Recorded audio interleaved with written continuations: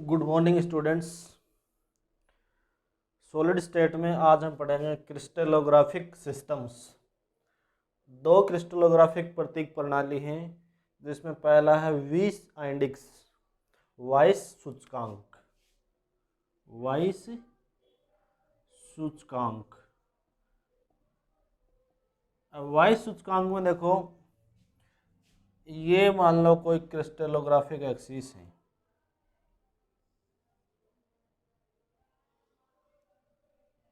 ये x axis है, ये वाई एक्सिस है और ये जेड एक्सिस है। इससे कोई ट्राइगोनल प्लेन इससे गुजारा जाए। देखो जैसे ये गुजार दिया मैंने।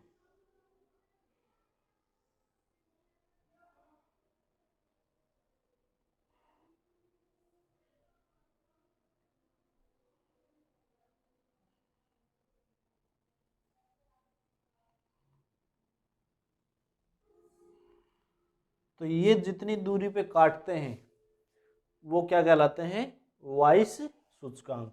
अब ये मान लो ए डिस्टेंस है, ये मान लो बी डिस्टेंस है और ये मान लो सी डिस्टेंस है। ठीक है, ये हमने कोई ट्राइगोनल प्लेन गुजारा। यहाँ पे ए अनुपात बी अनुपात सी, ये कितनी दूरी पे काटते हैं, ये क्या है इसके वाइस सूचकांक, विस इंडेक्स। ठीक है, अब देखो किसी दूसरे प्लेन के वाइस सूचकांक ज्ञात करने के लिए, मतलब दूसरा कोई प्लेन यहाँ पे ये है, ये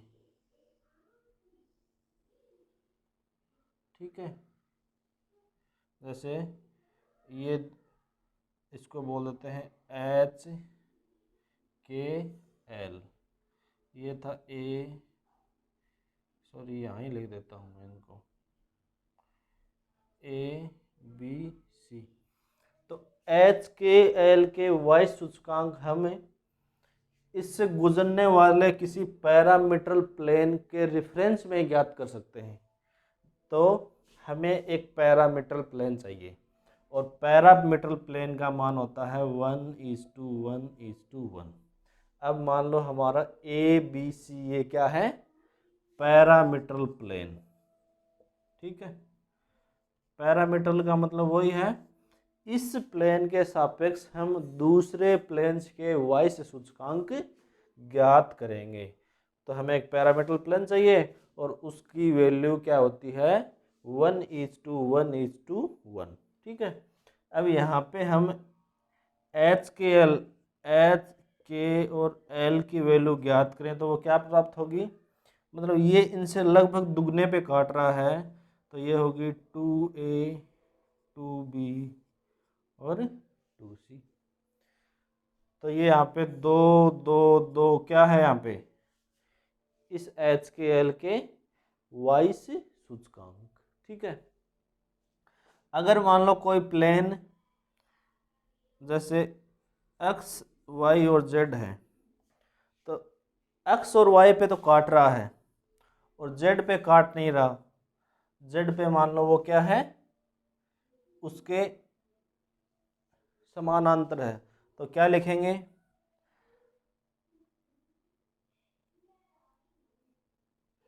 एक ए एक बी और इनफाइनाइट सी। मान लो यही ऐसा कोई प्लेन है, ऐसे इसको काट दिया और वाई एक्सिस को काट दिया और फिर ये सीधा ऐसे निकल रहा है। ठीक है, तो क्या लिखेंगे? जो नहीं काट रहा है उसको क्या लिखेंगे? एक ए एक बी, मतलब यहाँ से अनुपात ले लेंगे उसका और फिर नहीं काट रहा उसके पहले क्या लिख देंगे? इनफाइनाइट। ठीक है, तो ये था विस इंडेक्सेज। अब मान लो कोई दूसरा प्लेन में ये देख कह दूँ पी क्यू और ये ऐसे है, ये P ये Q ये R। तो इसके क्या लिखेंगे? P अनुपात Q अनुपात R इक्वल्स टू, ये देखो इसके ठीक आधे पे काट रहा है, तो हाफ A अनुपात हाफ B अनुपात, और ये यहाँ पे थोड़ा सा और ज़्यादा काट रहा, तो 0.75 मतलब 3.46। इस तरीके से अपन पैरामीट्रल प्लेन के रेफरेंस में हम सभी का मान लिख सकते हैं। तो ये था पैरामीटर वाई सूचकांक, मतलब एक पैरामीट्रल प्लेन ले लिया और उसके रेफरेंस में दूरी देख के मान रखते गए। दूसरी मेथड देखो,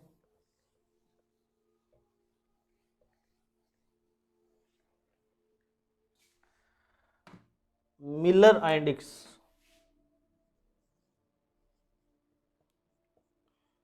मिलर आइंडेक्स मतलब मिलर सूचकांक।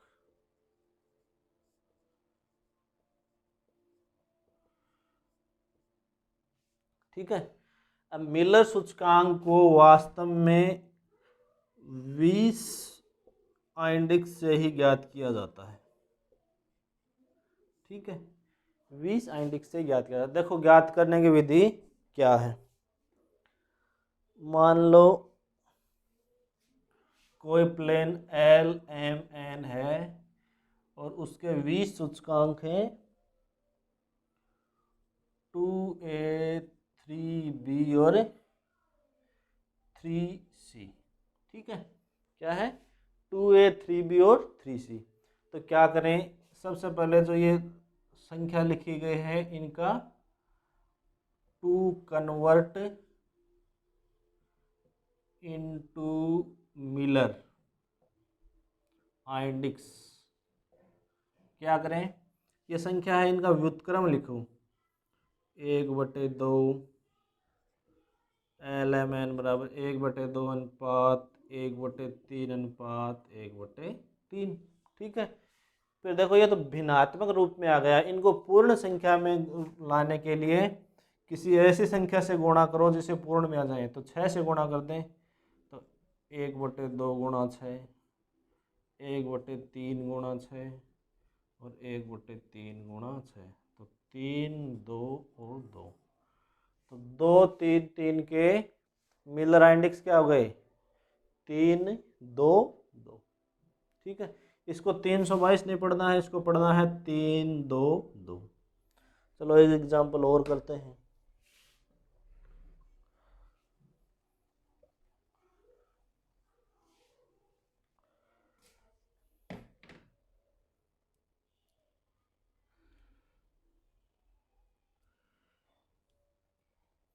देखो एक उदाहरण दिया हुआ है।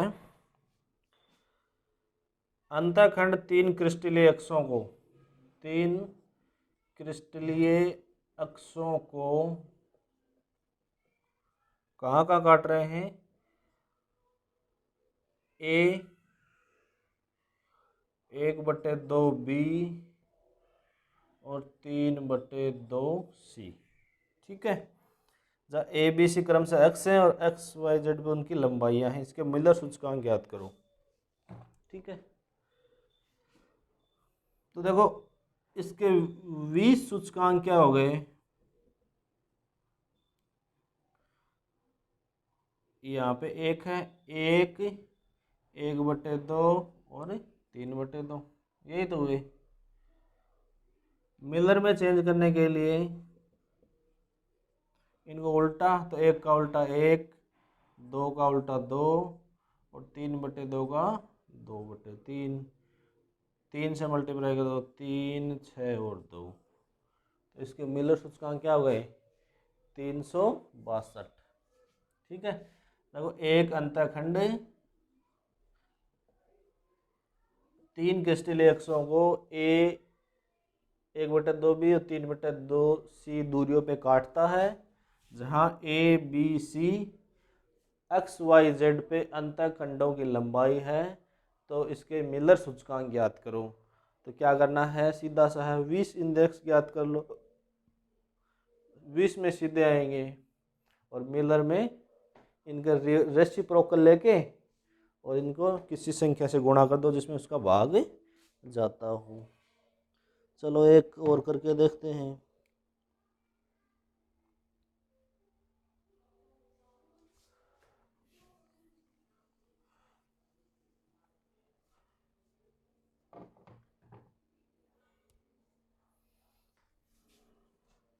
दे रखे हैं 20 दे रखे हैं 2 -3 और -3। माइनस का मतलब ये है उस एक्सिस को ये ऋणात्मक दिशा में काट रहा है, ज़्यादा कुछ नहीं है। तो 1/2 -1/3 और -1/3, 6 से मल्टीप्लाई कर दो तो ये तो 3 और 2 और 2, और माइनस से दिखाने के लिए इसके ऊपर बार लगा दो। ये हो गया वो। एक जिसमें इनफाइनाइट आ रहा है वो और देख लेते हैं। किसी में इनफाइनाइट आ रखा हो, जैसे A/B/C है 1:1:, इनफाइनाइट ये है। तो क्या करना है, रेसिप्रोकल 1:1, 1:1 और 1/इनफाइनाइट। तो 1 1 और 0, ये क्या हो गए इसके मिलर आइंडिक्स। अब देखो मिलर आइंडिक्स दे रखे हों और उस तल को अपने को क्यूब में दिखाना हो, जैसे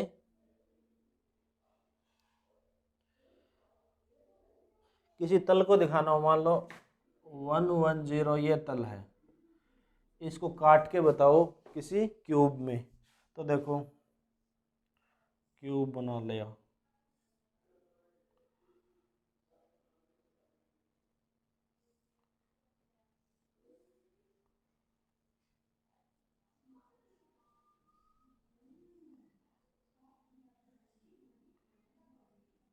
बस इस 110 को इसमें दिखाना है। तो देखो ये तो ए है, ये बी है, ये सी है, तो ये एक्स है, ये वाई है और ये जेड है। तो ए को एक पे काट रहा है और बी को भी एक पे काट, मतलब एक्स और वाई को एक एक पे काट रहा है, ये लो। और जेड को नहीं काट रहा तो जेड के समानांतर करना है, ये लो।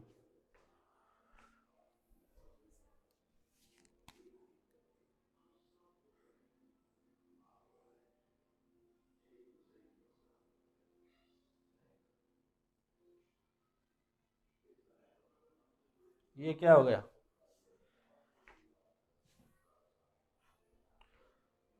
110। अगर आपको पूछ ले 100 ये काट के दिखाओ, तो बना लो।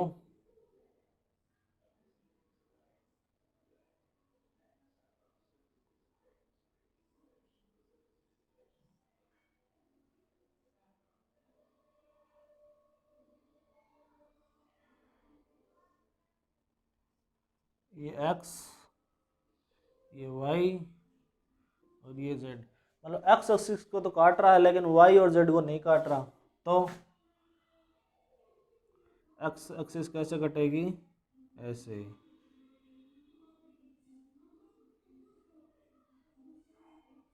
ये लो। वाई के ऐसे,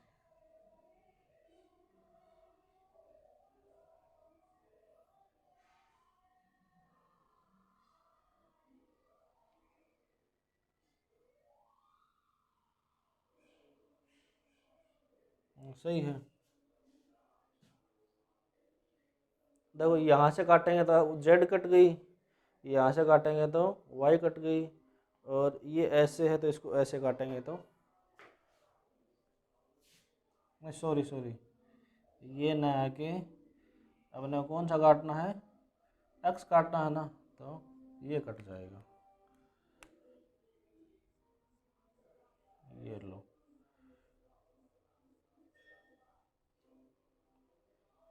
ये कट गया। 101 काटना है, तो देखो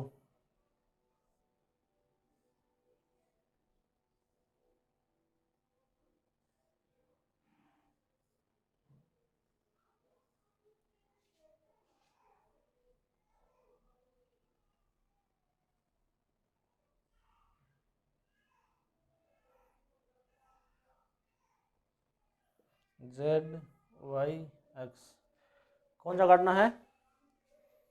101, नहीं सॉरी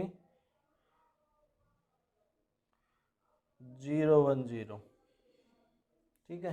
तो मतलब एक्स भी नहीं कटना चाहिए, जेड भी नहीं कटना चाहिए, तो ये काट दो, ये लो। ये क्या हो गया? 010। इस तरीके से आप प्रैक्टिस कर सकते हो।